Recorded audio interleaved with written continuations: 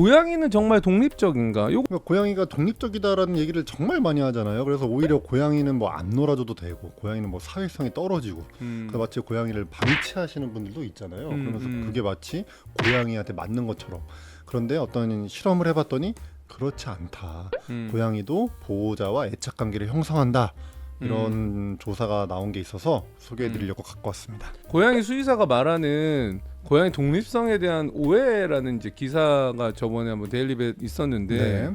요거 한번 얘기해 주시죠. 네, 여기 저희가 그 펠리웨이 하는 그 세바에서 그 고양이 전문가분들에게 기고문을 받는 거예요. 그러니까 앤디 스파케스라고 하는 영국 고양이 전문 수의사분이 이제 고양이 독립성에 대한 오해를 주제로 글을 쓴 거고, 이걸 보고 제가 느낀 건 이런 고양이가 독립적이다라는 거에 대한 오해가 우리나라에만 있는 게 아니구나. 다른 나라 유럽에서도 똑같이 있구나. 이제 이런 걸 느꼈습니다. 그러니까 이분이 여기서 어떤 실험 결과를 이제 소개를 해주시는 거죠. 애착 관계를 연구했죠. 네네. 고양이가 얼마만큼 애착 관계가 있느냐. 네, 이게 원래 이제 사람의 애기 어린아이에서 나오는 그런 얘기인데, 엄마와 어느 정도 애착 관계를 갖고 있냐 이렇게 해서 그거를 뭐 안정 애착, 불안정 애착 이렇게 구분을 하고, 저 안전기지라는 그 이론이 있는 거예요. 그래서 어린아이가 엄마를 이제 안전기지로 삼는 거죠. 그래서 뭐 새로운 뭐 물건도 보고 뭐 탐구도 하다가도 뭔가 불안하고 그러면 안전한 엄마한테 돌아가는 거죠. 그게 이제 엄마가 이제 안전기지고 엄마와 애착 관계가 형성돼 있을 때 그런 걸 이제 보인다는 건데, 그거를 개에서도 예전에 실험을 해서 개도 보호자와 애착 관계를 형성한다는 게 입증이 됐어요. 그걸 이제 고양이에서도 한번 해본 실험인 거죠. 이게 안정적인 애착 관계에 있는 친구들은 행동이 좀 다르고, 불안정 애착인 친구들은 조금 또 다른 행동을 한다. 맞습니다. 네, 테스트는 되게 쉽습니다. 먼저 이제 고양이하고 보호자분이 어떤 방에 이제 둘이 들어가 있는 거예요. 근데 이게 낯선 방이어야 됩니다. 그러니까 평상시에 고양이가 익숙한 곳이 아니라 좀 새로운 곳에, 낯선 곳에 둘이 들어가서 2분 동안 있는 거예요. 근데 저기서 중요한 게 고양이가 보호자의 1m 이내로 접근하면 쓰다듬거나 뭐 이런 걸 할 수 있지만, 그렇지 않고서는 가만히 있는 겁니다. 상호작용을 하지 않는 겁니다.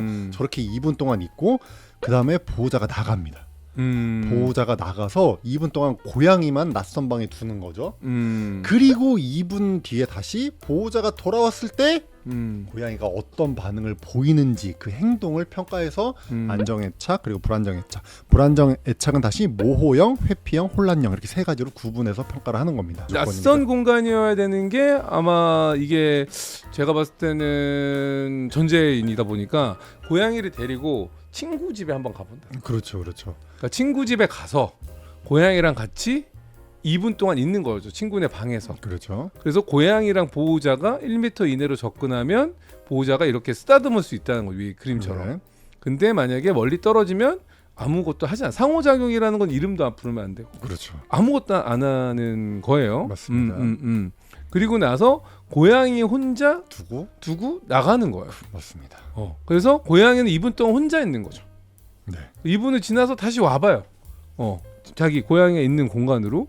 혼자 있을 때 당연히 이제 스트레스 받는 행동이 나타났겠죠. 네. 근데 보호자가 돌아왔을 때 행동이 무서워요. 맞습니다. 네. 그래서 1번 이런 행동을 하면 안정 애착 관계고, 이런 행동을 하면 불안정 애착 관계인데, 이 불안정 애착은 다시 모호형, 회피형, 혼란형으로 나뉠 수도 있다. 보호자가 짧은 부재 이후 돌아왔을 때 안정 애착을 갖춘 애들은 스트레스 반응이 줄어들었다라는 거죠. 그렇죠. 그냥 접촉 탐색 균형을 보이는 게 말이 어렵지만 그냥 평상시 하던 대로 그냥 돌아다니는 거예요. 그렇죠. 그냥. 보호자한테 다시 돌아와서 그냥 안정을 바로 보였다는 거예요. 스트레스도 줄어들고 네. 스트레스 안 받았으니까. 네. 기본적인 스트레스는 좀 받았지만 그걸 스스로 푸는 거죠. 네. 근데 불안정 애착 가진 애들은 스트레스가 계속 지속되니까 그렇죠. 네. 질척대기 시작하는. 그래서 과하게 오히려 막 들러붙고 이런 행동을 들러붙거나 아니면 과하게 피하거나 아예 피하거나 이렇게 보였다라는 거죠. 그래서 애착 유형이 이로 같다. 이게 구체적으로 나온 건. 그러니까 벌써 안정 애착 보이는 애들 읽어주시죠. 네, 안정 애착을 보이는 애들은 이제 2분 있다가 보호자가 돌아왔을 때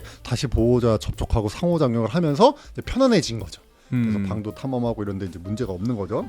그다음에 근데 이제 불안정 애착 중에서 모호형의 경우에는 보호자가 떠났을 때 스트레스를 이제 많이 받고, 보호자가 돌아온 후에 이제 이게 말한 아까 질척거리는 거죠. 그 보호자가 접촉을 유지하려고 약간 과장되게 고양이가 노력하는 형태를 보이는 비비고, 거고, 그냥 울고 과하게 하는 거죠. 네.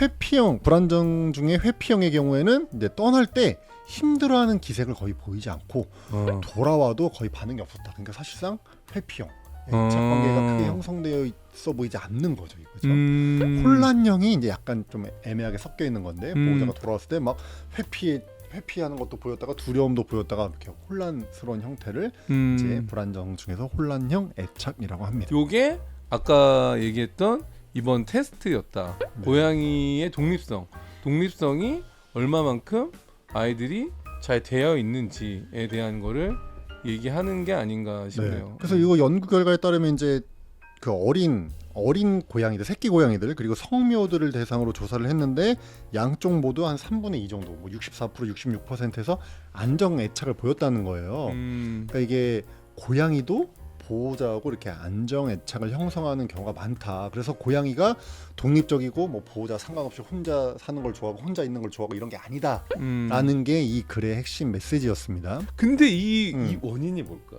이런 원인. 형태를 가지고 있는 원인. 이 연구에서는 어떤 원인을 딱 집어내진 않았는데 유전이 생각보다 많은 영향을 미친다는 결론을 좀 내렸습니다. 왜 그러냐면 그 3개월에서 8개월령 사이의 어린 고양이들, 새끼 고양이들 대상으로 연구를 한 다음에 얘네들을 6주 동안 좀 사회화 교육 같은 걸 시킨 거예요. 그 뒤에 다시 테스트를 했는데도 이 비율이 변하지 않았다고 합니다. 여기 댓글 네. 이게 채팅창이 웃긴 게 뭐였냐면 고양이가 지적되는 게 아니라 보호자가 불안형 애착 관계. 아, 보호자가 고양이한테 고양이가 야 나갔다 와봐 하는데 보호자가 막 질척대. 이게 모호형 애착 관계. 고양이가 아니면 보호자 이러고 있다가 아이 잠깐만 도망가니까 또 갔다가 또 있다가 그러니까 고양이랑 2분 떨어져 있으면 보호자분이 막 불안해하고 스트레스 받고. 그럴 수 있다는 거죠. 재밌네.